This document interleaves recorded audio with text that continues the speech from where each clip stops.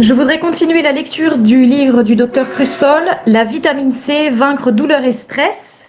Mais aujourd'hui, je voudrais commencer par vous montrer mes meilleurs apports en vitamine C depuis plusieurs années. Vitamine C Sols plus lysine, à laquelle j'ajoute la proline du laboratoire du docteur Crussol avec Falconi. Donc une vitamine C enrichie de minéraux, potassium, lysine, calcium, magnésium et zinc. Et pour la peau, il est excellent de la prendre avec la proline.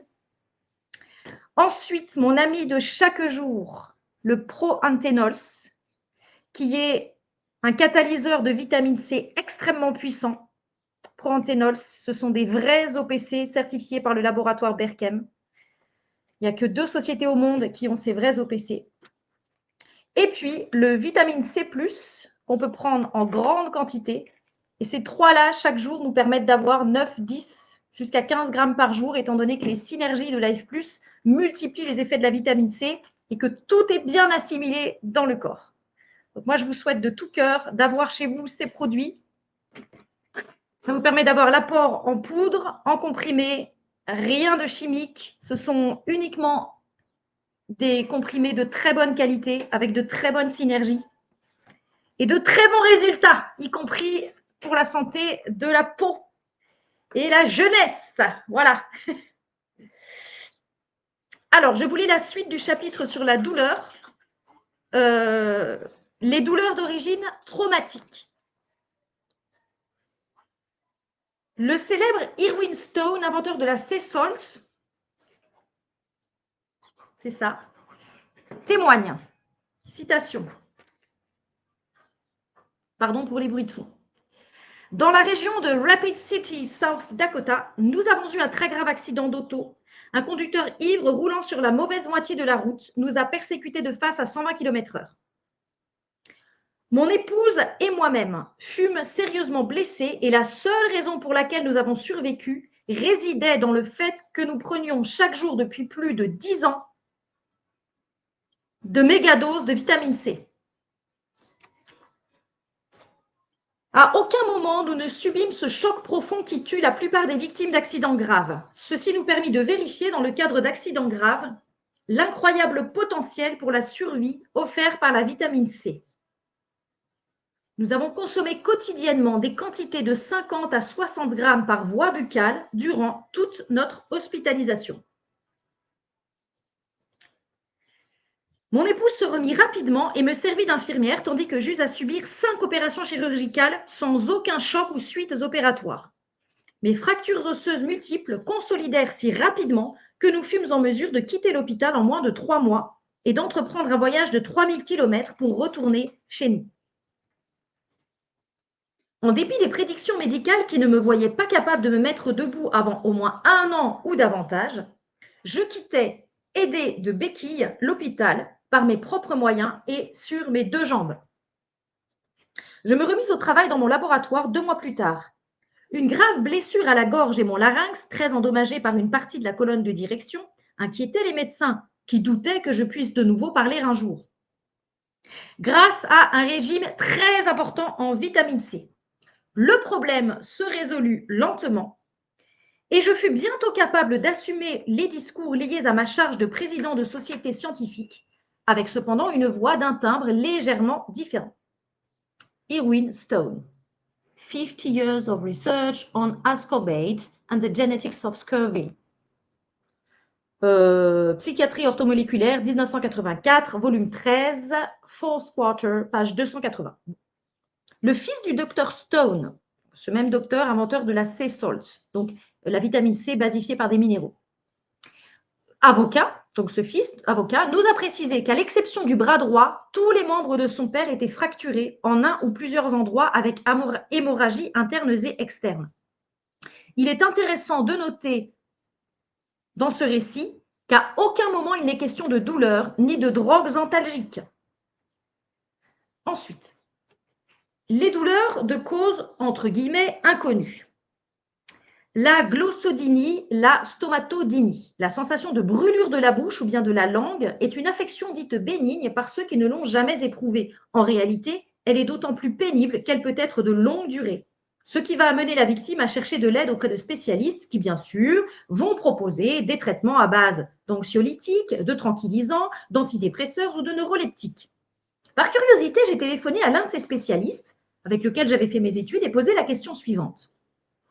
Voilà, j'ai en consultation une femme atteinte de glossodynie. Que conseilles-tu dans ce cas? Quelles sont les dernières avancées de la science médicale à ce sujet?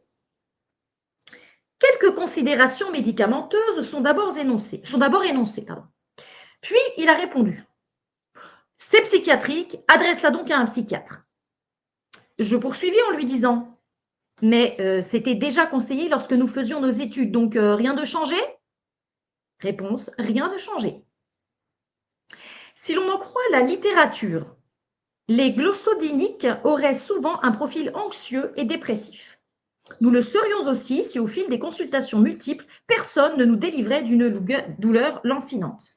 Heureusement, le professeur Tcheraskin m'avait donné bien longtemps auparavant une explication et une solution qui marchait très bien si le patient coopérait. Je l'ai appliquée et cette glossodynie qui martyrisait le patient depuis des mois disparut en une semaine. Un trouble grave de la glycémie. Pour le professeur Tcheraskin, la glossodynie et la stomatodynie sont le résultat d'un trouble de la glycémie. Ces troubles disparaissent avec la suppression totale de toute consommation d'hydrates de carbone raffiné, sucre raffiné, et la consommation d'une dizaine de grammes de vitamine C, sans sucre évidemment, par jour. Panthénols, C-Sols, vitamine C+.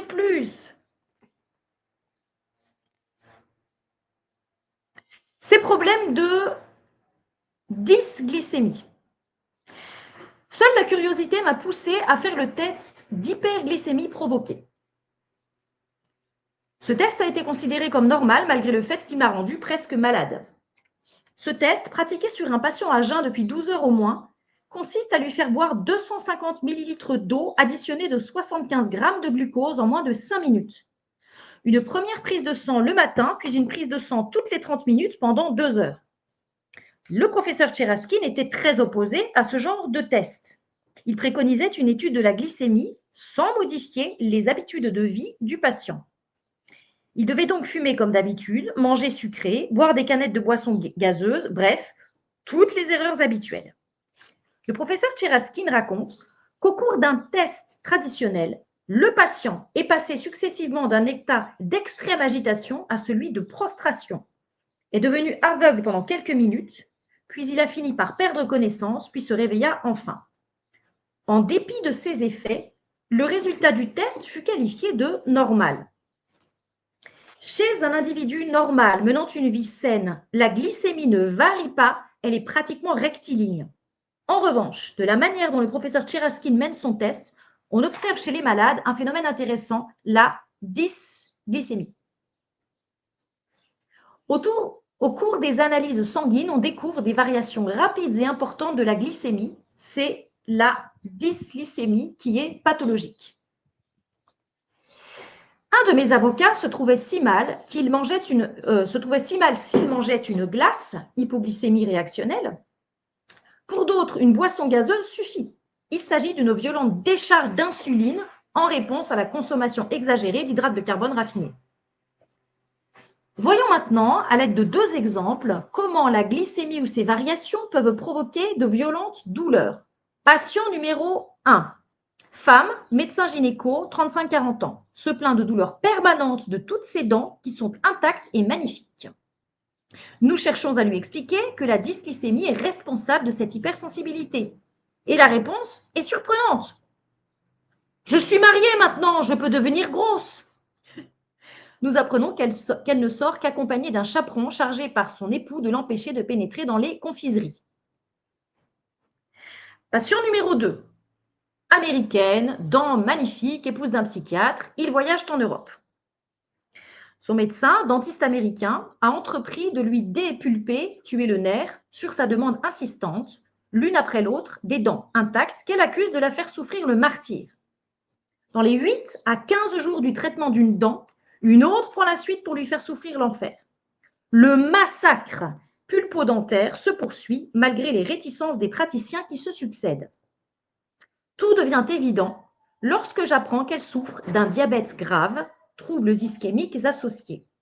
De nos jours, des perfusions de vitamine C résoudraient les problèmes presque instantanément, puisqu'il y a une étroite relation entre la vitamine C, le glucose et l'insuline. Autre souci, l'homéostase, glycémie normale. Non, c'est pas un autre souci, pardonnez-moi, c'est constatation médicale, homéostase, glycémie normale, si à jeun, moins de 1,15 g par litre, et après 2 heures d'ingestion de 75 g de glucose, inférieur à 1,40 g par litre. Là, c'est pour les spécialistes de toutes ces analyses, que je ne suis pas. Nous continuons en un sous-chapitre sur la douleur qui s'appelle « Ces douleurs chroniques qui gâchent la vie ». Une femme d'une trentaine d'années souffre d'algie faciale répétitive depuis des années. Ayant consulté toutes les sommités médicales sans aucune amélioration, elle décide désespérée de tenter une opération du cerveau aux USA. Sur le point de partir, et alors qu'elle consulte pour sa fillette, elle décrit ses douleurs au médecin dentiste, le docteur C. Celui-ci prend une série de radiographies sous des angles nouveaux. Alors qu'aucune des radios prises auparavant ne révélait la région haute de la zone des molaires de sagesse supérieure, une dent de sagesse incluse est découverte dans la zone post-sinuidale, puis extraite. Les douleurs épouvantables qui perduraient depuis des années cessèrent immédiatement. L'opération du cerveau fut annulée. On comprend en lisant ces lignes que tant de douleur ne peut que susciter le désir irrépressible d'utiliser des antalgiques puissants, qui pour beaucoup sont addictifs, ou d'accepter des opérations chirurgicales inutiles, qui souvent provoquent des paralysies dramatiques. Et c'est ainsi que les affres de la douleur peuvent naturellement mener aux drogues de plus en plus dures ou à des amputations épouvantables. Ils ont demandé de l'aide sans succès. Parfaitement sain d'esprit, un homme de 90 ans se plaint de douleurs si pénibles qu'il est hospitalisé à 5 reprises pour une durée de 4 ou 5 jours. Durant ces séjours, tous les examens possibles sont effectués. Mais les médecins ne peuvent déterminer la cause de ces douleurs qu'aucun antalgique ne semble calmer. Désespéré, il se jette d'un 5e étage. C'est une communication personnelle de Guy, l'un de ses fils. Autre exemple, il était prêt au suicide. Un homme riche et puissant se plaint de douleurs récurrentes, résistantes aux antalgiques et lui rendant la vie impossible. Il consulte sans succès toutes les sommités des principaux hôpitaux américains. Aucun des examens, aucune des propositions, aucune des tentatives thérapeutiques des patrons ne parviennent à faire disparaître les douleurs fulgurantes qui apparaissent sans raison apparente. Sans plus d'espoir, il commence sérieusement à considérer la solution ultime du désespoir thérapeutique, le suicide. J'ignore les circonstances qui l'ont poussé ou conduit à se faire examiner par celui qui était considéré à l'époque comme le maître de la médecine dentaire aux USA. Un institut poursuit son œuvre de nos jours. Mais ils se rencontrèrent. Le professeur L.D. Pankey fit un examen complet de la sphère buccale et en particulier de l'occlusion, manière dont la mandibule et le maxillaire supérieur fonctionnent, et les dents s'articulent les unes avec les autres,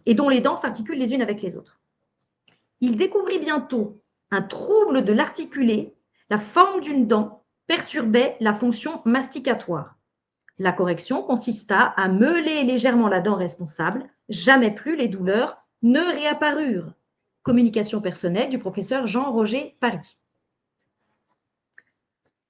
Autre exemple, ces douleurs faciales. L'incapacité de certains spécialistes à lire et interpréter les radiographies est stupéfiante et peut conduire à des interventions neurologiques désastreuses, telle cette patiente qui, souffrant de sérieuses douleurs de la face, subit une chirurgie qui se solda par une paralysie faciale.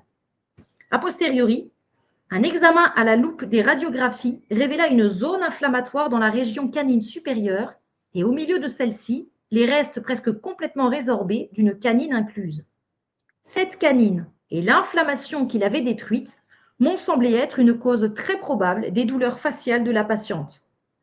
De toute façon, et afin d'éviter toute perte de chance, jargon juridique, il était impérieux de commencer par le nettoyage de cette région, ce qui ne présentait aucun danger. Intéressant et qui touchera plus de personnes, le cas particulier des dents de sagesse. Les douleurs ayant pour origine les dents de sagesse sont fréquemment d'une localisation tellement vague que ni le patient ni le praticien ne pensent aux dents.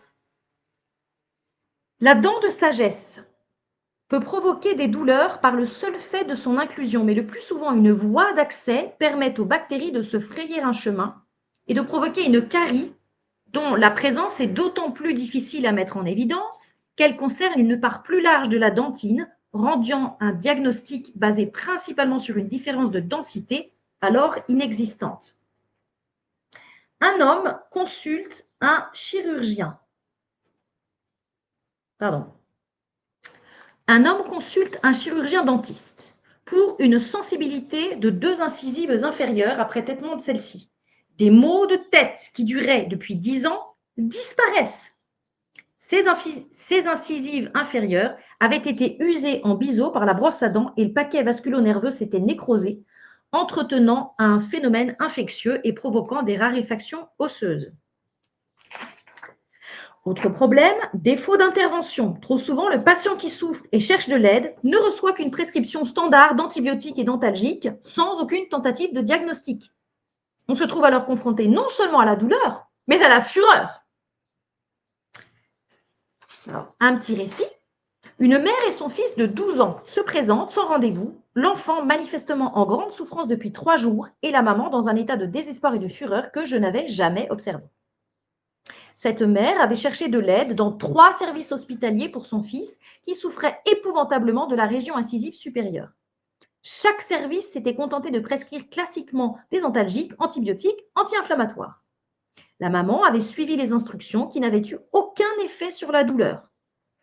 En les voyant dans cet état, je n'eus d'autre choix que de décommander mes patients afin de pratiquer une intervention chirurgicale d'urgence sur l'enfant. Il s'agissait de libérer le pus sous grande pression dans l'os de la mâchoire. Les anesthésies locales dans ces circonstances sont délicates mais réalisables.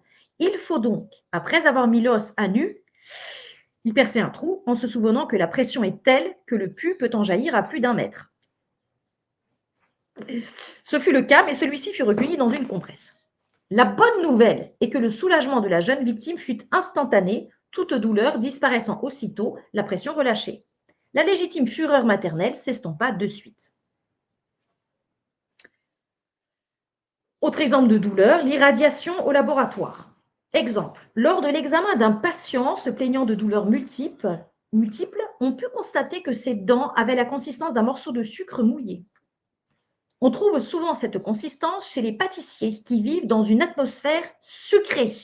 Ce n'était pas le cas, il était chercheur et quelques questions nous permirent de découvrir que, dans son laboratoire, des substances radioactives traînaient sur toutes les paillasses. Renseignement pris, seuls les techniciens de surface s'en méfiaient. Alors, autre problème, les tests bidons et leurs conséquences. Des tests génétiques qui prédisent le cancer du sein poussent nombre de femmes apeurées vers l'amputation des 2 seins sans autre raison ou motif. Alors que seuls 5% des cancers du sein diagnostiqués ont peut-être un rapport avec un gène détérioré. Les malfaisants osent affoler des femmes au point de les pousser à l'amputation. Il faut être fou de peur et de douleur psychique pour en arriver à de telles extrémités. Un de mes amis, sans doute dans le même état, s'est fait faire un pontage cardiaque préventif juste parce que son frère venait de mourir du cœur. Les tests rapportent des fortunes à leurs propriétaires. Les médias se déchaînent pour les imposer à tous. Peu leur importe de briser des vies et des familles à l'aide de faux tests et de fausses sciences. Nous sommes dans le monstrueux. Souvenons-nous, la paternité du test sur le sida s'est débattue entre le président Mitterrand et le président des États-Unis. Cela donne une idée des enjeux et des sommes en cause.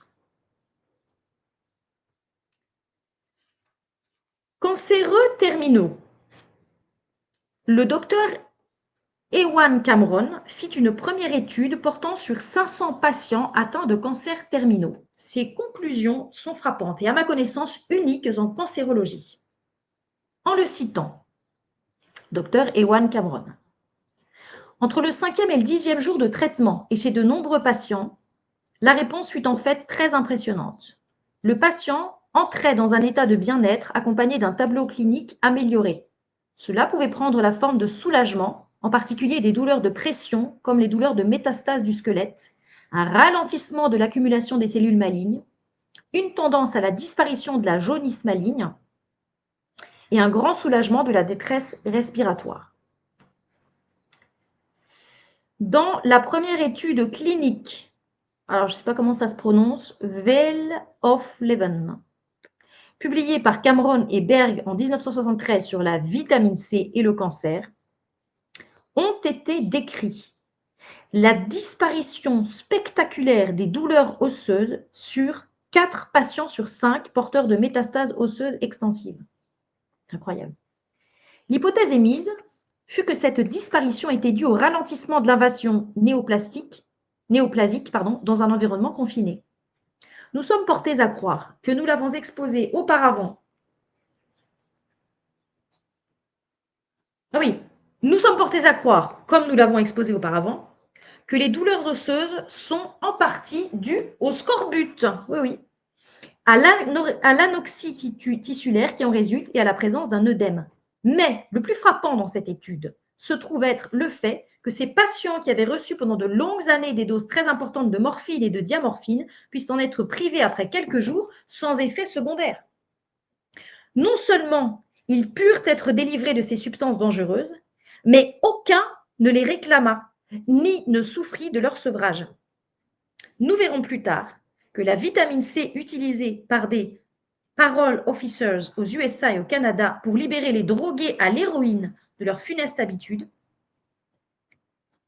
et ce, sans aucune souffrance. Bon, il y a une faute de français, il manque un verbe principal. En gros, c'est que la vitamine C, utilisée aux USA et au Canada, libère les drogués à l'héroïne de leur funeste habitude, et ce, sans aucune souffrance. Pourquoi est-ce qu'on ne connaît pas ça dans les hôpitaux psychiatriques? Je vous le demande. Dans les cliniques, pourquoi est-ce que ça n'est pas connu? Pourquoi est-ce qu'on n'en parle pas dans les TCC, thérapies cognitivo-comportementales? Je ne comprends pas. Il faut que tous lisent le professeur Crusoll. Avant d'avoir lu plus attentivement les livres d'Ewan Cameron et de Linus Pauling, je me disais, à quoi bon vivre 4 fois plus longtemps dans l'environnement carcéral hospitalier pour finalement y mourir? J'avais tort, car ceux qui eurent la chance de recevoir cette vitamine C de la part de ces grands médecins compétents et courageux passèrent dès cet instant des mois paisibles dans un bien-être inattendu et inhabituel. Fin 2009, de très nombreux centres médicaux dans le monde utilisent la vitamine C seule ou associée à la chimiothérapie ou à d'autres approches. La vitamine C eût-elle été un médicament nouveau, breveté par un grand laboratoire, toute la presse médicale et la presse grand public en auraient fait de grands titres. Mais les pressions et le pouvoir financier de ceux qui dirigent organisent et profitent de la maladie. Pardonnez-moi pour la lecture incorrecte, mais les pressions et le pouvoir financier de ceux qui dirigent, organisent et profitent de la maladie est tel que personne n'en parle.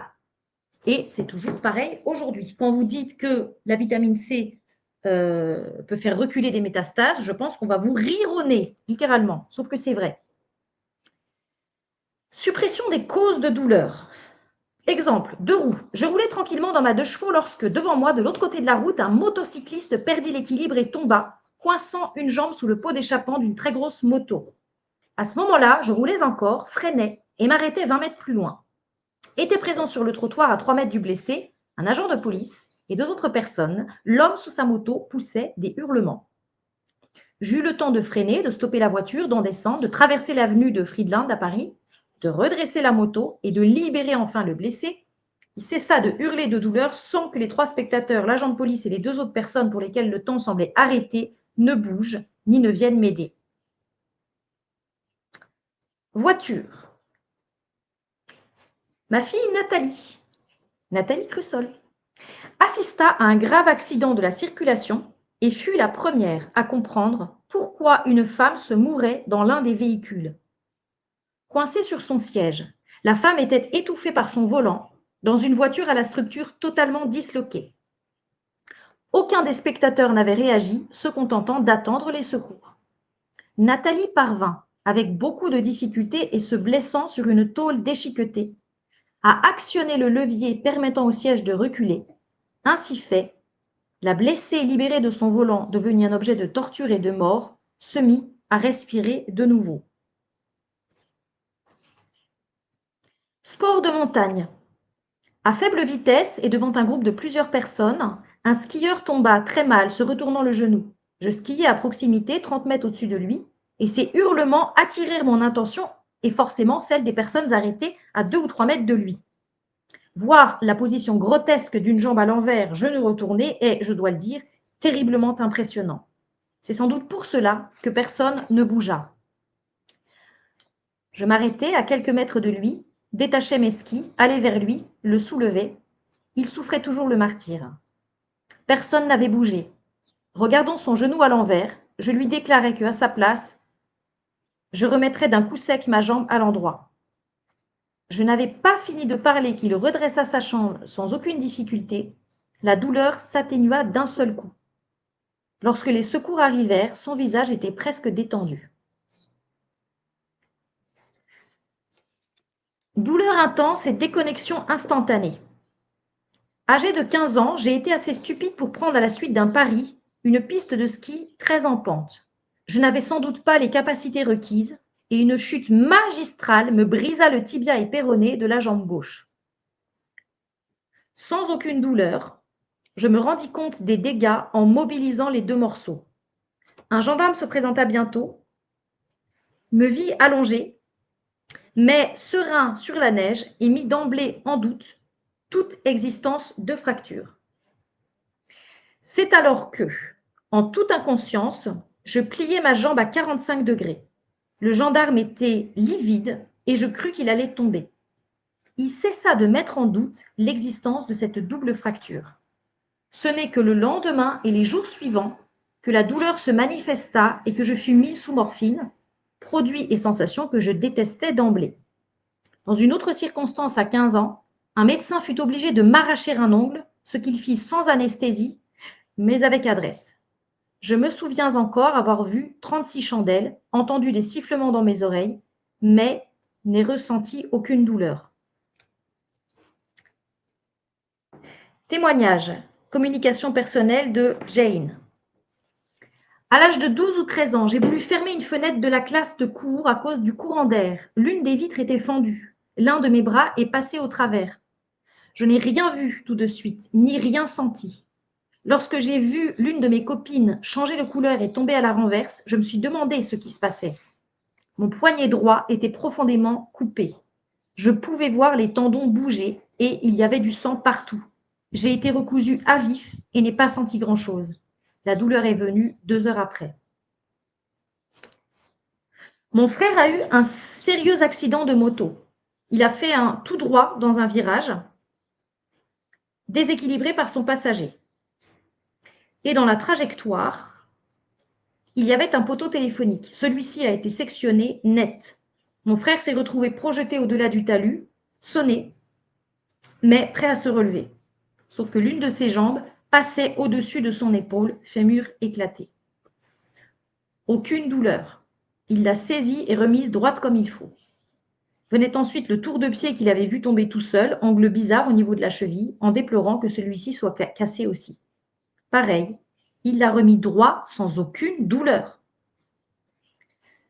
Comme il ne pouvait se lever, il a rampé pour voir où en était son copain, petite fracture du tibia, et a attendu.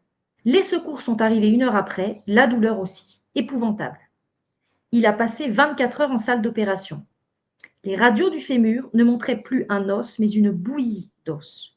Les douleurs pré- et post-opératoires ont été si intenses qu'il a perdu 10 kilos en 1 semaine. Son immobilisation forcée n'a pas arrangé les choses avec la fonte musculaire. Le chirurgien y a inséré une tige en métal, a réuni toute la bouillie autour. Il ne devait pas remarcher avant 1 an. 6 mois plus tard, il trottait comme un lapin. Vous avez bien compris que tous ces exemples tendent à montrer comment la vitamine C peut accélérer considérablement la guérison et abaisser le seuil de la douleur. Et bon, ce n'est pas dit à chaque fois, mais c'est évident.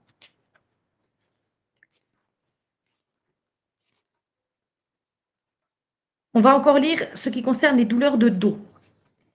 Tout le but de ce chapitre est de montrer que les douleurs peuvent être intenses, et les médecins sont bien placés pour le savoir. Et donc, quand on a un antalgique naturel aussi puissant que la vitamine C, c'est juste impossible de ne pas l'utiliser. Donc, les douleurs de dos. Lorsqu'ils durent depuis longtemps, on peut voir le mal de dos comme une véritable infirmité. Si cette condition frappe un employé ou un ouvrier effectuant des tâches pénibles, elle mettra en péril l'emploi de la victime, donc sa famille entière. Ces douleurs insupportables et invalidantes vont conduire la victime à consulter de nombreux spécialistes qui vont prescrire des radios en série, inutiles pour le bien-être du patient, mais qui deviennent, entre des mains malveillantes, un puissant moyen de persuasion.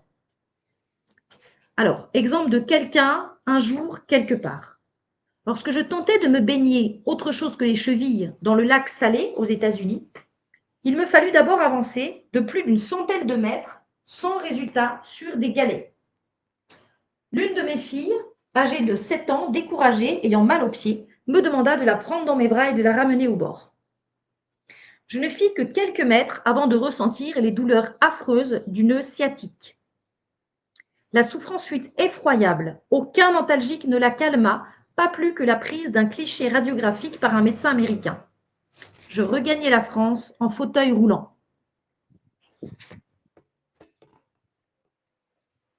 Deux médecins français me prescrivent des anti-inflammatoires sans aucun résultat. Aucune position n'atténuait la douleur. Après une semaine de souffrance et d'immobilité, la marche étant impossible, la situation semblait désespérée. Personne ne pouvait m'aider autrement que par des paroles d'encouragement du genre « Vous ne pourrez plus jamais porter de valise ». C'est alors que je me souvins que quelqu'un, un jour, quelque part, avait déclaré que la vitamine C, dans des quantités d'une dizaine de grammes par voie buccale, pouvait atténuer ou faire disparaître les douleurs de dos. Sitôt dit, sitôt fait, je me mis à prendre 10 grammes de vitamine C chaque matin. 3 jours plus tard, je pouvais marcher. La douleur semblait être évaporée, un délice.